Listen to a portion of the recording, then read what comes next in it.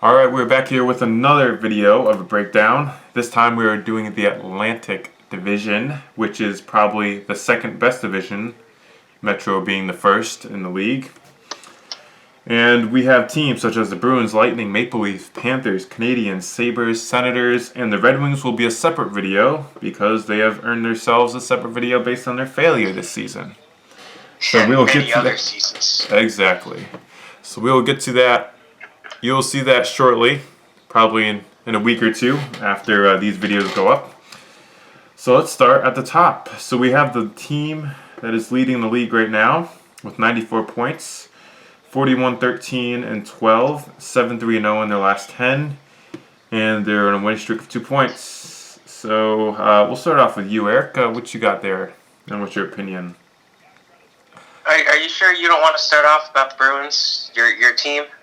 I mean, all right, I'll start off because they are one of my favorite teams. So, all right, this is no bias at all, but I saw this coming, all right? But they came so close last year. Obviously, they lost to the Blues, sadly, but surely. And I just knew that last year after they were going to bounce right back and play just as good as they're playing now. Did I think they were going to be at the top of the league right now? No.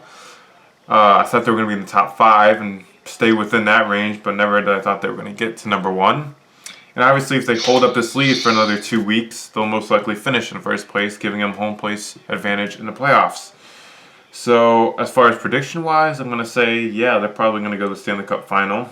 Is it going to be easy? Of course not, because you got other teams like the Flyers, Penguins, Capitals that they may have to go through if need be. And don't count out the Islanders, but we'll get there. And so, in my opinion, disrespect to Tampa for not even mentioning them there. Dude, they're not like, I don't know, man. I don't have enough of a lot. Like, I had so much, to be honest. I thought they were going to make the Stanley Cup Final last year like that. All right, we're going to talk about them next. Let me just get your opinion on the Bruins, and then we'll get there. Oh, the Bruins. That team is a very interesting team. You're playing for Chara. This is obviously going to be his last season. He's not what he was.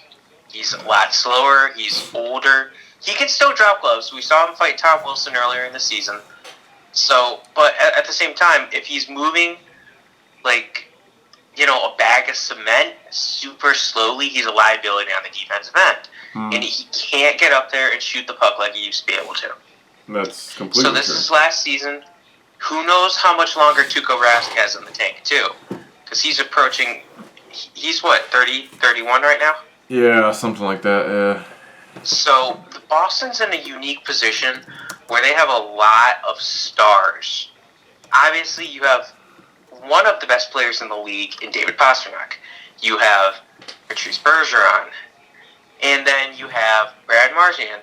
You basically have a guy ending, approaching the end of his prime, a guy kind of in the middle of his prime, and a guy who has just about started to hit his prime. Mm-hmm. And that sums up the team perfectly, especially now with Kasha acquired from the Ducks and, Jake DeBrusk still on that team. There's going to be hiccups. There's going to be times when the Bruins are going to struggle. But I think the Bruins can make a run to the Stanley Cup Final, and I think right now they are the Stanley Cup favorites. Not just from the East, but in general. I think they're the most likely team to win the Stanley Cup because of, like you said, home ice advantage. And another reason, which we'll get to shortly, about another team. All right, yeah, I mean, the only other thing I was going to add to that was, honestly, just in general, I just think the next 2 or 3 seasons are still going to do... I mean, this might be the one season I think they're at the top. After this, they might just be above the wild card by a few games and stuff the next couple seasons. I mean, obviously, I think they're at their peak now, and they're just going to go down like 5 seasons from now. I feel like it's going to be harder for them to make playoffs because people like Bergeron, like you said, Chara is probably done after the season. And the rising stars like Pastrnak, McAvoy, DeBrusk. It's just they're like the veterans are slowly exiting, and the newbies / sophomore juniors are just starting to get where they need to be, and it's going to be iffy. Maybe even next season. But Torrey Krug. How old is Torrey Krug? Yeah. Let me look that up. Torrey Because I'm Krug. curious. Is he like 28, 29? Or is he older? No, he's about. I thought he was pretty much. Oh, he is 28. He's 28. Yeah. Okay, yeah, I so thought he's he was okay. older. He'll be around for a while. Oh, I thought he was Assuming younger. you guys don't get rid of him for some reason. I don't know, because he was questioned around the trade block this period, but nothing ever happened. And he is a free agent, but he's restricted, so we'll have to see.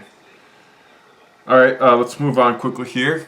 We got, of course, the Tampa Bay Lightning, the team that last year got swept by the wild card team, if I'm not correct. The Columbus Wild card Blue team. Jackets. The Columbus Blue Jackets. And yeah, they won the President's Trophy. They finished the league on top, number one. Now, obviously, I'm hoping as a Bruins fan that doesn't happen this year, but let's not jinx it. But they're currently sitting 87 points, not too many behind the Bruins at all. 6-4 in their last 10. And yeah, I mean they're looking good, just as good as almost as good as they were last year. And I'm sure they're projected to be just over 100 points. So all I can say is hopefully luck's on their side this year like it wasn't last year. Well, you know, the one thing that has not been on their side this year? Injuries. Yep. They have gotten killed by injuries. Exhibit A, Steven Stamkos. The guy missed, what? He missed like a month, like a couple weeks into the season. Then he got hurt again, and he comes back, and he's playing great. And now he's out another month and a half to 2 months after getting surgery. And this is right after he was just heating up. He had like 16 points in the past 10 games. The man caught fire, and the injury bug got him again. And then, of course, Victor Hedman was out for a while as well. Now, they have depth, but you can't replace Steven Stamkos by bumping a guy up from the second line. It's not that easy. He's a captain for a reason. Mm-hmm. Of course, they still Kucherov, but, you know, one player can't carry a team. Exhibit A, Edmonton Oilers with Connor McDavid for the past 5 years. Right. You can't win. And if Tampa can get healthy, if Stamkos, you know, comes back at 100%, which isn't likely, I think Tampa can make a run. But I won't be shocked if they lose in the first round of playoffs. It's too bad, but that's where I see them, unfortunately. I mean, my opinion my prediction in the playoffs would be them getting knocked out. If they play good in the playoffs like they're expected to, not like last year, I would determine that they would get probably knocked out in the conference final. I mean, so here's the thing. At the same time, a month and a half ago, they were within the wild card, and somehow they've surged, just like when we were talking about the other conferences before, in teams like the Golden Knights, where they weren't and where they were now back in January, for example. Even though it's only been, you know, a month exactly, but I'm just thinking that I think they would just get knocked out in the conference final. By who? I can't determine that at all. Well, because don't forget that Stamkos is expected to return, best case for them, around the start of the first round. Mm-hmm. Worst case, second round, if he follows their 6 to 8 week timetable. So that's a huge loss for them. That's a huge loss. It depends on who they play in the first round, in my opinion. It's true. I mean, the biggest thing, obviously, once you get into the playoffs is not only the injuries, but as the physicality ramps up, the biggest thing that you don't want to have is to get suspended in the playoffs, because not only are suspensions in the playoffs like steroids, like on steroids, because they're like double the normal regular season, but that's because I remember last year, if I'm not mistaken, was it Victor Hedman or was it Kucherov, I think it was, that was suspended a couple games. He ended up coming Nikita Kucherov. I'm pretty sure it was Kucherov. I think it was like 2 games or something for some retaliation thing, but just missing 1 game is enough to put a team where it doesn't need to be, especially if it's the first game of the series. Start you off on the wrong foot. So we're going to move on from them to go to the third in the Atlantic, which is the Toronto Maple Leafs. The Toronto Maple Leafs right now are currently 35, 23, and 8. Registered 78 points, quite a few behind the Lightning, and 6-4 in their last 10, and they're currently on a 3-game winning streak. In terms of them, I'm definitely gonna say they're gonna make the first round of the playoffs. Like, I don't really see a doubt at all. But like some other teams, like not only did last year they get knocked out, the last 2 years they got knocked out by the Bruins. But even if they didn't face the Bruins this year, if they faced another team, I feel like the chances of them, I just feel like they're not a playoff hockey team at the moment. And there's ways they can get there, obviously, but they can't just rely on the star players, whether it's Austin Matthews or Tavares and stuff. And at the same time, their goalies, Frederick Anderson. he's not solid. He's not solid, and it's just like you compare them to the Bruins. Tuukka Rask is pretty solid, and even their backup solid. The backup for the Maple Leafs is. Is it still Hutchinson? No, they traded for somebody. No, it's. Let me look this up real quick.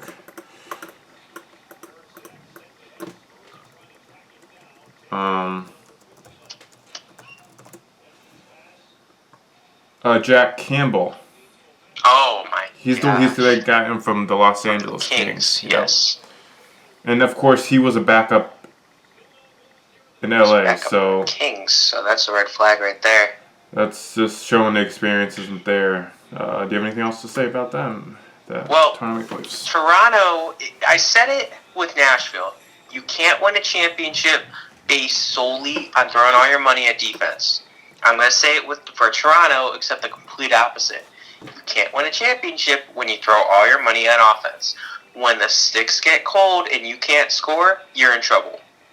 And it's showing. Like, this team right now, they could score 6 goals, and I wouldn't be shocked if they get an L. Because Frederick Anderson isn't playing well, and that's in part because all the defensemen in front of him are either inexperienced or injured. Injuries have killed their defense this year. So, I think they have a good chance at making a run next year. But I think this year, they're probably a first-round exit team. Yeah, that's pretty. I mean, obviously history has proven that, but at the same time, like, we kind of agreed on they're not a playoff hockey team. It's definitely something they need to work on. I mean, everything else is going for them. They have great attendance. They have star players. They have great anthem singers. I mean,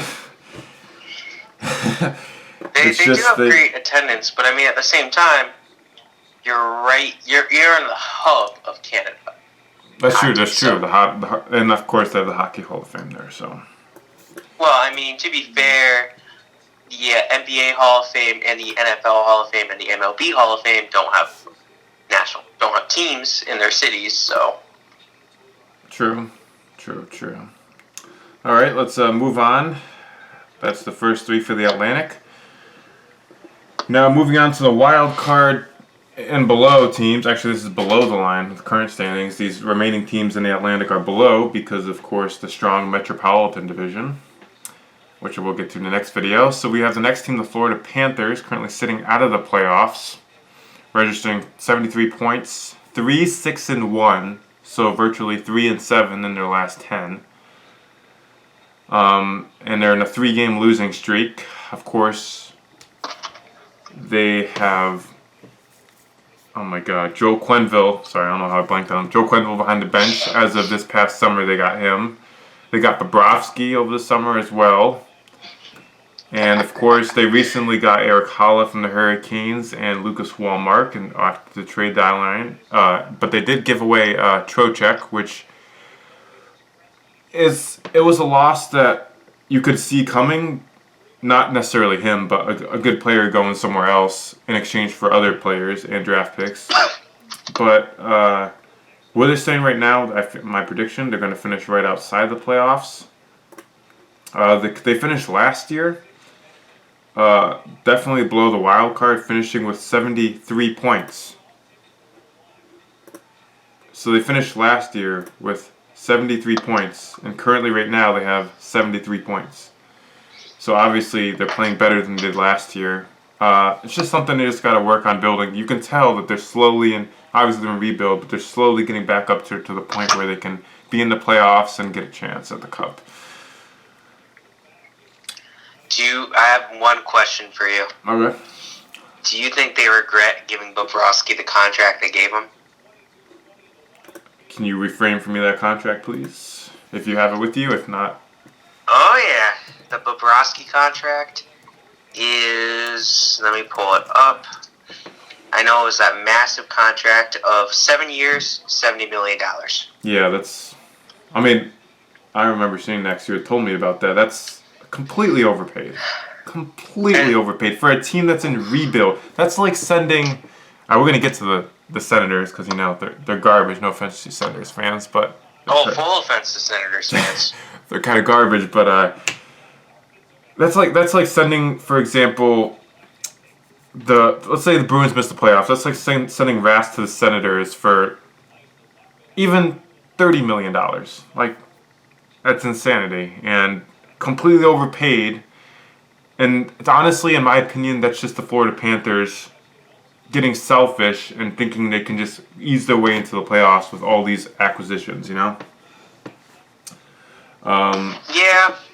Yeah, but I mean, you can't throw money in hockey and expect to build a team. Right. But they're definitely paying to build a decent team, whether it's now, obviously it's not now, but long term, 2 or 3 seasons from now. And they're still within 73 points. They're still within range of making the wild card. Easy. Yeah, easy. All they got to do is put together. But the problem is they're on a 3-game losing streak now, so they got to definitely get a win out of something. I know they're playing. I'm pretty sure they're playing right now. They're currently. They lost today, 3-0 to the Calgary Flames. Rip. So that makes their losing streak, I'm pretty sure, to 4 because these standings haven't been updated yet. And so basically, if they want to make playoffs now, turn it around. Start with at least a 3-game winning streak and hope the Rangers and Carolina slack more than they've been slacking recently, and you'll have a shot. But they're just like Carolina and the Rangers, where they're looking at the scoreboard to help them now, and that's obviously not where we want to be with a month left to go in the season. So, do you have anything else to add to the Panthers, or? I do. They are actually on a 3-game losing streak right now. You are correct with that. It is 3 games. The standings that you had did, in fact, update. Okay. But that's all I got to say about them. Now we'll talk about every Bruins fan's favorite team. The Montreal All right, moving on to the Montreal Canadiens. 30, 28, and 9. 69 points. Giggity. 3, 5, and 2 in their last 10, which is basically 3 and 7 in their last 10. What can we say? You could say 4 and 6. Honestly, I have nothing to say for them because obviously we've known for the past 2 or 3 seasons they've been in rebuild.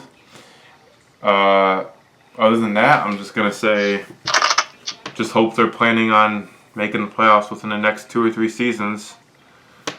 Otherwise, obviously, Julian's thing is going to be over easily. If not already over soon, to be honest. My thing with Montreal is, which Carey Price are you going to get when you're playing them? Are you going to get the Carey Price that allows 4 goals and 7 shots? Or are you going to get the Carey Price that allows 1 goal on 40 shots? Mm-hmm. Like, the guy is so inconsistent. I don't know if he's been fighting injury this year or what, but Carey Price is one of the better goaltenders in the league. It's a shame his team's awful. I think he's pretty much keeping this team afloat. Somewhat close to playoff contention. Mm-hmm. But Montreal has some work to do. Definitely Montreal. I mean, other than that, yeah. Now, moving on to this next team. the Buffalo Sabres, which, let's say they flip-flopped from where they were back in the fall. Once after Christmas ended, they kind of just started slumping. Now, me and Eric were talking about this, and I kind of said that there could have been a chance this could have happened. So you look at last year, where they basically did a mirror image of what happened, where they were completely in a playoff position around Christmas time this season, and then they just completely tanked. Whether it was right now they're on a 3-game losing streak, they've been on 4-game losing streaks, and they're literally 5-5 in their last 10 with registering only 66 points. So honestly, all I gotta say about them is obviously they do have a new coach this year. They got rid of Phil Housley, and they got this new guy that was a coach of a soccer coach that they brought over. And honestly, I don't really think that impacts how they played, because they played better in the start, and I don't know if they got overwhelmed and they just slacked off, or. And I like what. Oh yeah, go ahead. The problem with Buffalo is you're a young team with a losing atmosphere. So which Buffalo needs to do is they need to bring in some guys from actual teams that are competing. They need to get somebody from Boston, from Tampa Bay, from Pittsburgh, from Washington, from Vegas. Bring them in, get another guy from another good team, and, ideally someone with a Stanley Cup ring or two, and just have them be a leader for the team. The problem is, they made a big splash, 2 off seasons ago when they got Jeff Skinner. Mm. But the thing is, he came from Carolina. Carolina was not good. They weren't in the playoffs, obviously, up until last year. That's the thing. So, it's they got Jeff Skinner. Okay. Does that help with the winning atmosphere? No, it doesn't. And it's gonna hurt them. Winning atmospheres do matter. It's especially with young players like most of Buffalo. You have Jack Eichel, and Jeff Skinner, of course, but injuries haven't necessarily affected them all that much. I know Skinner missed some time, and then Victor Olofsson missed some time as well. But if Olofsson continues at this pace he's going at, and if Casey Middlestat can finally develop properly, shout out to Casey Middlestat, we were at his first NHL game. There's a chance for Buffalo, and of course, if Eichel can stay at what he's done, there's a chance that Buffalo will be a good team next year or the year after. But they need to get some winning players in that clubhouse ASAP. That whole Zach Bogosian thing is just that saga tells you right there that Buffalo needs to get some winners ASAP. Yep, and currently, since the Hurricanes made the playoffs last year for the first time in practically a decade, now obviously a thing to watch now is the Sabres being now the number 1 team with, if they miss the playoffs this year, which it's obviously looking like they're gonna, it's going to be 9 seasons without the playoffs. And obviously, that doesn't look good on a franchise itself. So it's something now, like you said, they got to turn around, and they got to get the right players from the right teams and make a couple trades and figure things out. 100%. All right, we're coming down to the last team here, the Senators, because obviously we said the Red Wings will have their own. Detroit gets a video of their own. Detroit gets a video of their own. And we come down to, if I'm not correct, one of the bottom 5 worst teams in the league. Oh, I'm just kidding, that's correct. The Ottawa Senators, currently, their current record up to now is 23, 31, and 12. Registering a beautiful 58 points with a 5-4-1 in their last 10. And they're amazingly on a 2-game winning streak. So we'll start with you on this one, because I know there's a few players on here, and that kind of rub your skin and you just hate them. A few players? Well, I wouldn't say a few players. I would say there's one guy on this team that I cannot stand. I cannot stand him. Listen, there are some guys on this team I like. I have no problem with someone like Anthony Duclair. He's been playing well recently. And the Bobby Ryan story. You know, he took time off to take care of his alcohol addiction there. And Mark Borowitzki, what is it, Borowitzki? Yeah, you're right, yeah. That guy's an enforcer. He knows how to fight, and I like that.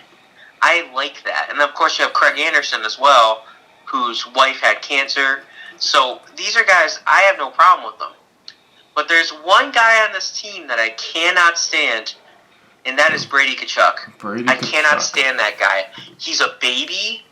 He's the biggest wuss in this league, even worse than Crosby. Now, Tkachuk is a baby, and I hope that the rest of his career he's on garbage teams, because this guy is just a baby. He goes and he delivers dirty blindside hits and then cries to the refs when somebody holds his stick for half a second. Mm. So he should have been suspended for 5-10 games for literally cross-checking Scott Laughton of the Flyers illegally right after Laughton returned from a penalty, and then throwing him to the ice, and then proceeding to punch him in the face or the back of the head when he was showing no effort in fighting. I cannot stand Brady Tkachuk. But as a whole, it's not surprising at all that Ottawa is in this position. They've been awful. What is surprising is the fact that they're awful, because honestly, who saw Ottawa falling off such a cliff after making the Eastern Conference Finals only a couple of seasons ago? Now all of a sudden they're a bottom feeder. It's true. Who saw that coming? Nobody. That's the thing. I mean, you look at another thing to look at is not only has their team itself fallen off the cliff, but the attendance has fallen off the cliff. They're now in the bottom 2 for the lowest attendance in the league. Who's the lowest? That was as of last year's. We'll get to that, so don't worry. We'll have an attendance video probably. But yeah, the attendance dropping off because the fans are just slowly. And the big thing right now with Ottawa is, what is that guy? I'm trying to remember that guy. Melnick, the guy that's the part owner or the GM? I forget what he is. Because they're trying to build a new arena on a different part of Ottawa. Oh boy. Because they're having all these issues right now, and obviously this is not only impacting the organization, but the franchise's performance as well on the ice. And the fans were even cheering in a game within the last week or two. I don't know if you heard about this. They were even cheering chants of "Fire Melnick" or something, like get rid of him, because they were so stressed and aggravated with him because they think he's completely destroying the franchise. And obviously, like 1 or 2 seasons ago, that like every fans was thinking, oh, this could be the next team to be relocated. But then this guy came in and he's like, no, I'm not going to let this happen, because not only, and I agree, this is the part I agree with him on, is that Ottawa deserves a team and they can sustain a team, but they need the right people in charge, and that's something they got to work on. Man, speaking of deserves a team and had one stolen from them, shout out to my Hartford Whalers. I don't think Carolina deserves a team over Hartford. Shout out to Hartford again. But other cities don't deserve a team. Hartford proved that they could have a team and they could support a team. And as someone who lives presently in Connecticut, I tell you that there's definitely a lot of interest in Connecticut hockey. But that's not it doesn't seem like a reality. And I would not want to take the Ottawa Senators, because I think Ottawa deserves a team more than Hartford. All right, we will leave it at that with the Atlantic Division. Feel free to tune into the next video, which will probably be the most interesting one of all these, the Metro Division, featuring hot teams in the moment, such as the Flyers, the Capitals, and even the Pittsburgh Penguins. So we will tune into this shortly, and thanks for watching this video.